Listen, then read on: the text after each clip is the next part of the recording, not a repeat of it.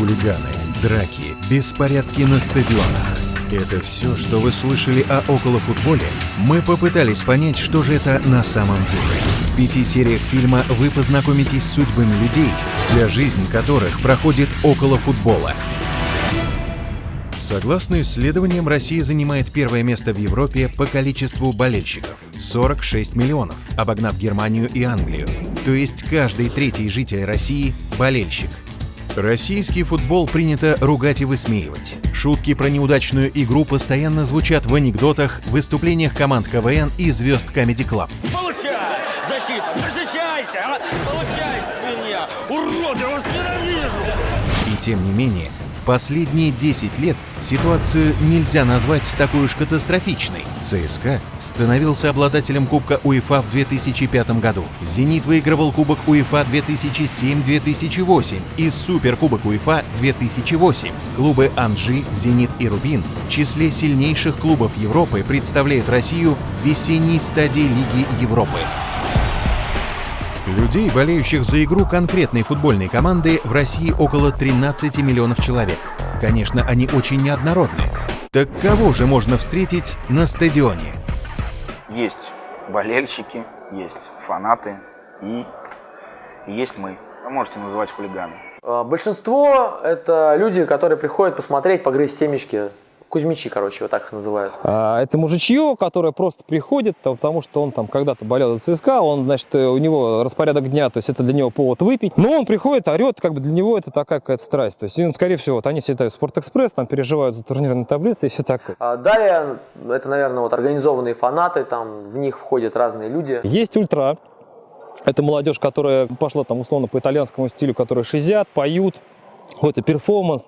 Третья, как говорится, часть стадиона, это будем так называть околофутбольщики. Околофутбольщики — это те люди, которые готовы, в отличие от большинства людей, отстаивать свои интересы за стадионом. Есть, соответственно, там условно карлики, которые там, они очень хотят стать ударными хулиганами и считают западло быть ультрой, но они такие шалтай-болтай. Традиционный околофутбол — это когда в городе выходит как банда, но сейчас этого все меньше и меньше. Это, наверное, здорово. Мне больше нравится лес, скажу честно. Игроки типа отстаивают цвета команды на поле, ультра отстаивает цвета на трибуне, а мы отставим цвета в лесу.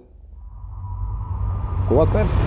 Хотя первые серьезные стычки между болельщиками были еще в 70-е годы, историю российского околофутбола принято отсчитывать с 1987 года, когда драка между фанатами московского «Спартака» и киевского «Динамо» была настолько массовой и ожесточенной, что попала даже в советские СМИ. В начале 90-х среда футбольного фанатизма начала приобретать нынешние черты. Организовывались первые фанатские фирмы, такие как Flint's Crew и РБВ, существующие и сейчас. В 1990 году начало выходить первое издание, выпускаемое фанатами о фанатах – «Русский фан-вестник». В свое время не было четкого вот этого понятия околофутбольщик, никто никого не разделял. Было понятие фанат. Не было какое-то четкого вот разделения. Да, я там образно рассказываю плашки на стадионе, да, там, а ты дерись в лесу. Основные правила, сленг и даже мода хлынули в Россию вместе с книгами Дуги Бримсона и новыми знакомствами, привезенными из Англии после Евро-96 года. Тогда в фанатские must-have вошли клетчатые кепки, белые кеды Фред Перри, куртки и толстовки Лонсдейл и Барбери, слова «дерби» и названия фирм на английском языке. Это все пришло из Англии. Естественно, почему это называется английской болезнью. Большинство вообще у тебя каких-то субкультур, они пошли же из Туманного Альбиона. Некоторые люди могли себе позволить съездить туда. Они просто увидели, как там. На самом деле, если посмотреть, там, иногда периодически смотрю фотки, там, 98-го, там, 99-го года, да, там, 40 человек, 30 в голубых джинсах, белых кроссовках. В 2007 году у меня была, по-моему, кепка Бен Шерман, которую я подарил спустя месяц. И у меня были белые тапки Фред Перри, которых я проходил, по-моему, полгода. Появилось даже такое понятие, как умброид, то есть фанат с головы до ног, одетый в одежду марки Умбро. Тогда, в 90-е, достать заветные марки было непросто. Ни денег, ни официальных магазинов в России не было. И фанаты стали постоянными посетителями секонд-хендов. Позже, уже в 2000-х, с появлением денег и качественных вещей, особых приверженцев лейблов даже назовут модниками, выделив их в специфическую группу. Значительным отличием околофутбола 90-х было то, что не было различия между ультрой и хулиганами. Если ты одел цвета команды, то должен был быть готов в любой момент отстаивать их. Такие были времена. Когда мама присылала мне там на день рождения зенитовский шарф, я его одевал, соответственно, выходя на улицу, там ничего не было тогда, связанным вообще там с организованным болением, фанатством, там, тем более уж около футболом. В общем, часто с синяками приходил, шарфы пытались, помню, отобрать неоднократно, как-то отбивался, драться не умел, но получал. Зато самое дорогое, самое ценное на тот момент шарф из Ленинграда, а я там в каких-то Чебоксарах живу, он был всегда со мной. 90-е в околофутболе, как в общем и в других сферах российской жизни, были временем жестоких драк, массовых беспорядков, а стадионы напоминали скорее поле битвы, чем место спортивных состязаний.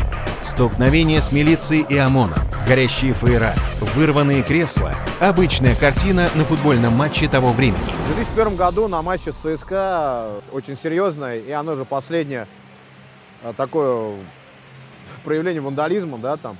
В 90-е, да, всегда считалось, что все фанаты вандалы, да, там ломают кресла, еще что-то. Но это была единственная защита от милицейского беспредела. Было вырвано около 4000 кресел. Как с нашей стороны, так и со стороны армейцев. Но с нашей стороны чуть больше. Естественно, в канале продолжалось около 20 минут, да, там. Его все прозвали дерби креслопад. Вот были вот такие угары. Вероятно, именно с тех пор и закрепилась за футбольными фанатами слава дебоширов, успокоить которых могут только милиция и спецвойска. За что бьют? Не знаю. За просто так. За то, что на футбол сходил. Именно тогда российские фанаты могли пойти по пути своих английских, балканских и латиноамериканских коллег. В околофутбольной среде именно эти регионы известны своими чрезвычайно жестокими стилями. Не секрет, что и сейчас футбольные фанаты с Туманного Альбиона используют во время драк в качестве наиболее весомых аргументов арматуры. Фанаты из Польши – топоры. В других балканских странах известны случаи подрыва гранатами автобусов с фанатами, возвращающимися с матча, или даже похищения своих оппонентов. А горячие парни из стран Латинской Америки пошли дальше, стреляя друг в друга из ружей и даже убивая игроков в случае поражения. С учетом и без того специфической обстановки в России 90-х, российские фанаты могли радикализироваться и дальше. Знаковой стала драка между фанатами «Динамо» и «Зенита» в начале 2000-х, в результате которой погибли 4 человека, один из которых был несовершеннолетним. Эти события, которые привели к трагедии в 4 семьях, стали новой точкой отсчета в российском околофутболе. Несколькими годами позже зародилось понятие, широко известное на данный момент во всем околофутбольном мире – русский стиль. Я считаю, что спартаковские парни правильно придумали, назвав тогда там всю эту историю. В этом я могу согласиться, да. Возвращаясь к русскому стайлу, да, там, к этому русский стиль, да, будем так говорить. Да, эта тенденция пошла, как говорится, из красно-белого лагеря, то бишь из нашего. Честная драка.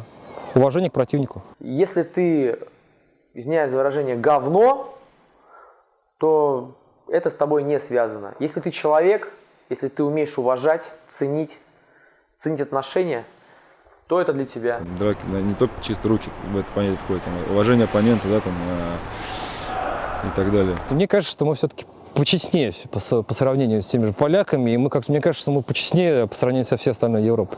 Но менялась не только среда околофутбола, менялся и сам футбол. Большие спонсоры, иностранные легионеры повлияли и на игроков, и на фанатов. Я считаю, что команды нам всем должны. Они никто, мы все. Мы болеем конкретно за «Спартак», а не тех людей, которые несут это знамя, да. Я несу это знамя, а они, будем так говорить, работают на меня, да, как бы есть они. Нету их, я буду там. Так что, конечно, дать им пару лещей хороших, добрых. Может быть, заиграли бы. А так, что они? После поражения вот этих вот 11 миллионеров поставил бы всех раком. И вот там, я не знаю, нашел бы людей, да, кто бы их в одно место хорошенечко трахнул. Вот прям вот в прямом эфире. Я бы посмотрел, как этот «Зенит» потом играл. своими разорванными очками. Я считаю, что с командой у нас всегда были отношения рабочие, да, там. Если кто-то будет вас замечен в клубах, блядь, как этого Куране, Набо тусуется, там, Манонах, и, блядь, остальные вы тоже там где-то постоянно, блядь, тусуетесь, там, блядь. Реально прям на месте будете получать пиздюлей, это я прям точно говорю, блядь. Не просто складываются отношения и с официальными структурами. РФС это просто, я считаю, что это no comment. Вся эта, конечно, работа присутствует в плане того, что бесплатные билеты, какие-то там проходы и так далее. Но отношений, кроме этих, лично для меня абсолютно неинтересно. РФС власть это может поставить знак равно. Никак. Я с РФС никак не общаюсь. Отвратительная организация. Мерзейшая. То, что плохо начиналось, не может хорошо продолжаться и там хорошо закончиться. Все эти изменения привели к тому, что в последние годы основные баталии стали переноситься с футбольного поля за пределы стадиона. Именно к фирмам и встречам в лесу, а не турнирным таблицам, приковано сейчас основное внимание. Об этом смотрите в следующей серии. О, что, погнали, давай, ладно. Мы считаем то, что не только парни могут драться в лесах, но и девчонки тоже. Ну, одна из тех вещей, да, там, которые я больше всего делал в жизни, это драться. Если ты подрался, там, по-честному, там, ты выиграл, ты проиграл. Мы должны биться и за цвета, и за наш герб. Ну, перелом носы, там, руки, там, ребра, ноги, ну, это, знаешь, производственные травмы. Они просто тупо должны знать, что те ребята, которые поехали за них выступать, они как бы готовы ко всему. Неважно, что произойдет в городе. Были и сотрясы, и ушибы, и растяжения, и переломы. Мы уже готовы к этому. Абсолютно серьезно скажу, что дерусь. Вот я в лесах с превеликим удовольствием. Вид спорта, который я считаю лучше, чем секс.